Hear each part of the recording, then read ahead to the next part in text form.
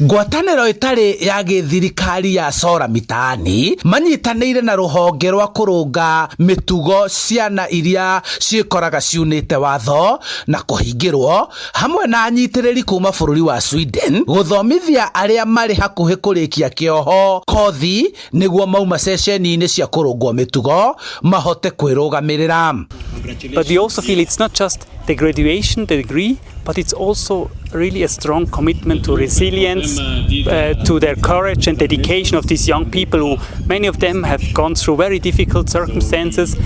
Kũringana na mũrũgamĩrĩri mũnene wa ceceni ici Kiambu Shem Nyakutu, matambũrĩte ũnyihu wa mabundi ya kũgathĩkania mĩtambo ĩno ya Sora na makĩona nĩ wega gũkuruhania arutwo aya magateithĩka na kothi ĩyo.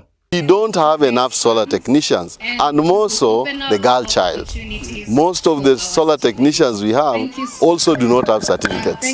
Here we, together with the NITA, NITA is able to offer certificates and certify that these are actual technicians who have qualified.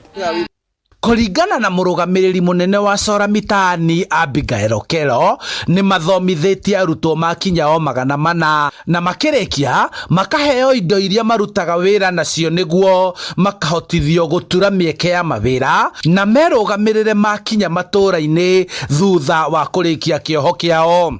And these students also come from disturbing backgrounds, because you understand some of our students are actually in conflict with the law or in need of social protection, and are students that also cannot afford tertiary education and they have traumatic background. So what we do after all the training, we also offer psychosocial support to help the students to be empowered fully such that they can be confident as they work in the solar industry. Namba ya ciana iria irekora ciunĩte watho nĩ ĩrongerereka, na ũguo rũhonge rwa ciana no nginya rũbange mĩtaratara ya kũmarũnga mĩtugo na magimara kũmonereria njĩra ya kũmarũgamia na merũgamĩrĩre.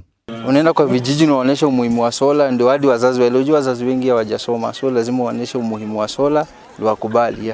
Handũ-inĩ ha Inooro TV kuma kaunti-inĩ ya Kiambu, njĩtagwo Charles Gĩkunga wa Kariũki.